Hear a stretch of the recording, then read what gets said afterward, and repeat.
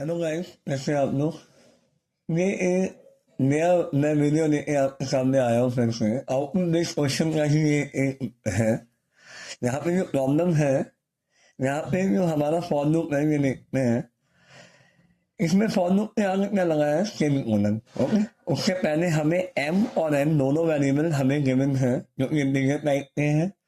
Okay, और integer type की ही value यहाँ पे स्टोर है। एम में स्टोर है 2 और एन में स्टोर है 15। ओके, आइए अनुप हमारा कर रहा है 1 से 5 तक। अब नॉर्मली सेमीकोलन होता नहीं, लेकिन यहाँ सेमीकोलन है। आइए देखते हैं इसका क्या मतलब है। ये एक एम्प्टी लूप है। इसमें आई का लूप तो 1 से लेके चलेगा तो 5 तक, लेकिन उसके अंदर कोई स्टेटमेंट बार बार नहीं चलेगा, क्योंकि जब सेमीकोलन लगता है इसका मतलब उसके बाद जितने स्टेटमेंट है वो लूप के बाहर माने जाते हैं। आगे कहने माय पॉइंट, देखते कैसे करता है ये लूप।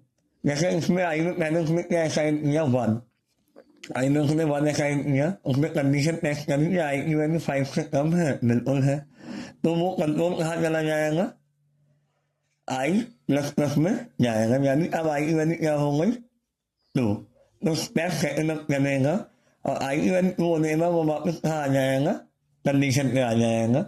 अब फिर से उसने चेक किया कि आई की वैल्यू जो भी करंट वैल्यू है जब वो 5 से होती है, सही है, फिर से वो आई प्लस प्लस में आ गया। अब आई की वैल्यू क्या हो गई 3, 3 होने के बाद फिर से वापस कंडीशन में, फिर से कंडीशन टेस्ट हुई, सही है, फिर से क्या हुआ, स्टेप 4 चला और आई की वैल्यू क्या हो गई 3 के बाद, यहाँ पे चेक होने के बाद क्योंकि कंडीशन सही है तो वो फिर से आई प्लस प्लस होगा, आई की वैल्यू हो गई 4।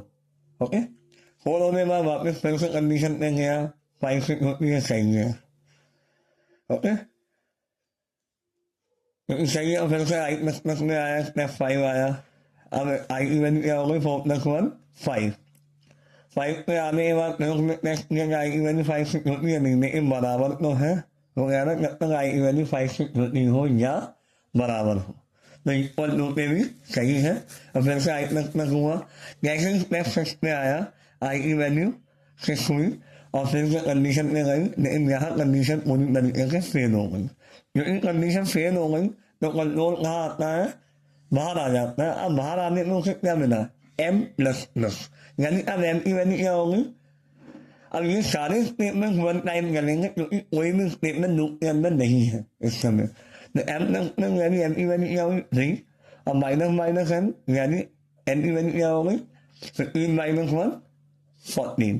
ओके, अब नेक्स्ट स्टेटमेंट में आएगा तो वो क्या प्रिंट करना है, एम इक्वल टू है ये, सॉरी एम इक्वल टू उसमें लिखा है डबल इन्वर्टेड कॉमा में, तो उसने आउटपुट में क्या प्रिंट कर दिया, एम इक्वल टू एम की वैल्यू क्या आई है 3। ओके, और लाइन चेंज करेगा क्योंकि एल एन है। इतना प्रिंट करने के बाद नेक्स्ट लाइन में आएगा कर्सर, और अब वो अगली लाइन में क्या प्रिंट करना है, N equal to double quote में, तो एन इक्वल टू ऐसे लिखेगा और प्लस एन का मतलब एन की वैल्यू उसके साथ कंबाइन करके एन की वैल्यू क्या है 14। आई होप ये प्रॉब्लम आपको समझ में आया होगा। ठीक है, तो आउटपुट क्या आएगा मेरा, इसमें एम में 3 और एन में 14। Are you getting my point. Next question देखते हैं। ये थोड़ा सा नेस्टेड लूप का क्वेश्चन है। इसमें आप देख रहे हैं पहला लूप जो आई का कर रहा है वो 1 से लेकर 5 तक कर रहा है और common difference I plus plus यानी प्लस 1 का है, जबकि उसके अंदर एक ए का लूप कर रहा है वो भी 1 से 5 तक कर रहा है। ओके, लेकिन कॉमन डिफरेंस का 2 का है। तो इसका ये मतलब होता है, और ये के लूप के अंदर क्या कर रहा है हमारा, जब तक कंडीशन ट्रू है ये की तब तक प्लस प्लस CPR होता है। यहाँ CPR इंटीजर टाइप का वेरिएबल है जिसकी इनिशियल वैल्यू 0 है।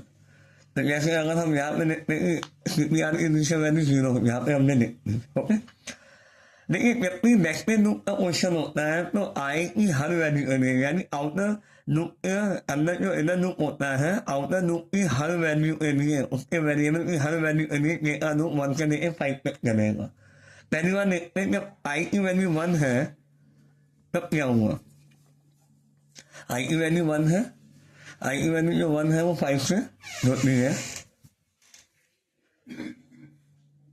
ओके, आई की वैल्यू 1 जो है वो 5 से क्योंकि एंटर हुआ, ये में क्या आया 1 आ गया, ये में 1 आ गया, ये की वैल्यू 5 से क्योंकि है सही है, तो एंटर हुआ प्लस प्लस सीपीआर, सीपीआर की वैल्यू क्या हो गई 0 से प्लस 1 हो गई, फिर से ऊपर गया, ये की वैल्यू क्या हुई, ये प्लस इक्वल टू का मतलब है कि करंट वैल्यू में प्लस 2 हो जाए, यानी 1 + 2 क्या होता है 3, फिर से वो यहाँ पे कंडीशन टेस्ट करेगा कैसे होता है, ठीक है 5 से कम है सही है, तो फिर से एंटर हुआ प्लस प्लस सीपीआर हुआ, यानी 1 + 1 2 हो गया, फिर वो ऊपर आया तो ये की वैल्यू क्या हो गई 5, ये की वैल्यू 5 से कम है नहीं लेकिन बराबर तो है सही है, तो फिर से क्या हुआ सीपीआर की वैल्यू 3 आ गई, जैसे ही ये की वैल्यू सीपीआर की वैल्यू 3 होने के बाद ऊपर गया, ये प्लस इक्वल टू हुआ, तो ये की वैल्यू क्या हो गई 7 हो गई,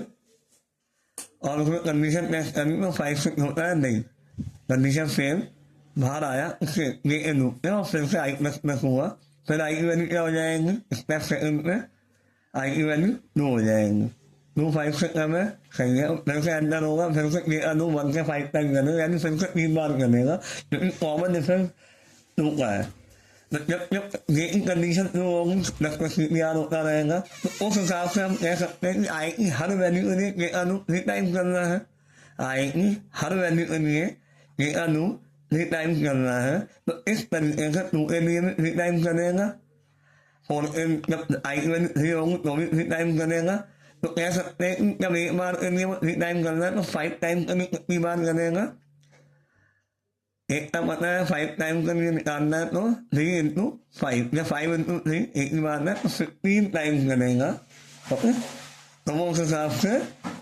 15 टाइम्स करेगा, 3 5 या 15, तो उसका सही आंसर है कि उसका जो सीपीआर की वैल्यू है वो 15 हो जाएंगी, क्योंकि जब तक कंडीशन हुए तब तक वो प्लस 1 से बन रही है, तो उस हिसाब से उसका आउटपुट होगा 15, ओके, आई होप आपको ये प्रॉब्लम समझ में आई होंगी, नेक्स्ट वीडियो में मिलते हैं एक बार फिर से, थैंक यू सो मच।